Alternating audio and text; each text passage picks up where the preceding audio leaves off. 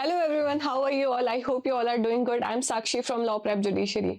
आज हम डिस्कस करेंगे section 8 of specific relief act, जो प्रैक्टिकल एज वेल एज आपके एग्जाम पॉइंट ऑफ व्यू से बहुत ही इंपॉर्टेंट सेक्शन है।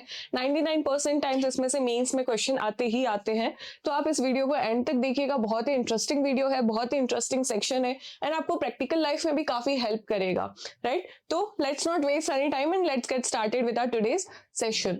तो सबसे पहले सेक्शन 8 बात करता है कि अगर आप एक पर्सन है एंड आपने अपनी मूवेबल प्रॉपर्टी किसी फ्रेंड को दे रखी है, लेकिन वो रिटर्न नहीं कर रहा है, ठीक है, आपकी प्रॉपर्टी रिटर्न नहीं कर रहा, आपको उसका इमीडिएट पोजीशन चाहिए, तो कैसे मिलेगा, किन किन कंडीशंस में आपको उसका इमीडिएट पोजीशन मिल सकता है, वो हमें बताएगा सेक्शन 8। तो स्टार्ट करते हैं।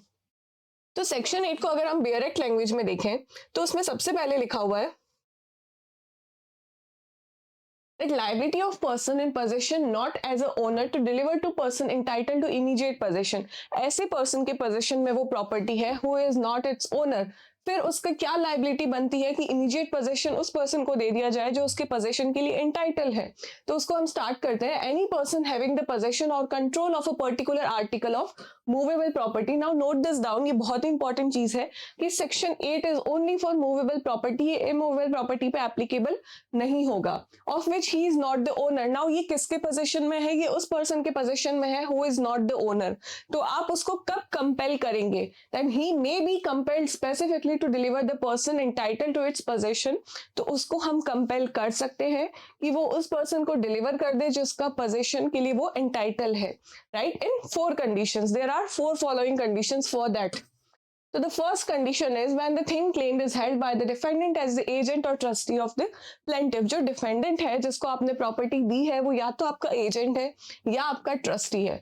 उस केस में अगर आपने आपकी प्रॉपर्टी डिलीवर करी है तो वो एंटाइटल्ड होगा आपको प्रॉपर्टी इमीडिएट पोजीशन से रिटर्न करने के लिए।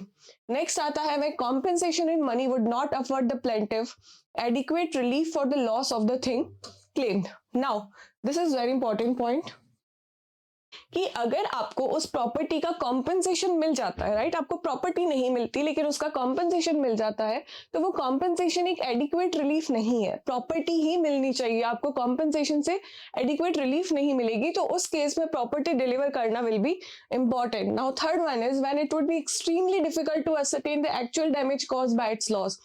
नाउ इमेजिन कि वो प्रॉपर्टी कोहिनूर का हीरा है, तो क्या आप सोच सकते हैं उसका जो प्रॉपर्टी का वैल्यू असरटेन करना, कोहिनूर हीरे की वैल्यू हम असरटेन नहीं कर सकते।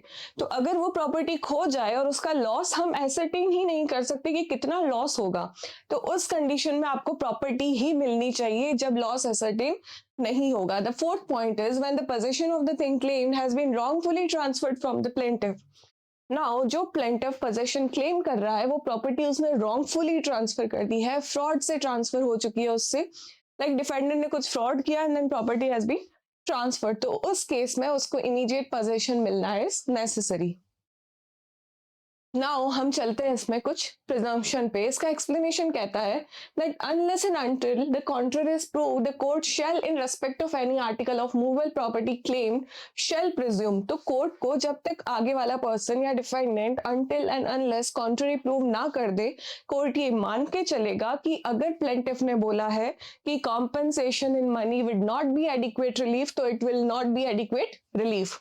नेक्स्ट, अगर प्लेंटिफ ने बोला है that it would be extremely difficult to ascertain the actual damage, then it would be actually very difficult to ascertain the actual damage। ये कोर्ट प्रिज्यूम करके चलेगा, तो कोर्ट shall presume, right? तो okay, that's it for this video. I hope आपका पूरा section 8 clear हो गया होगा। Thank you so much.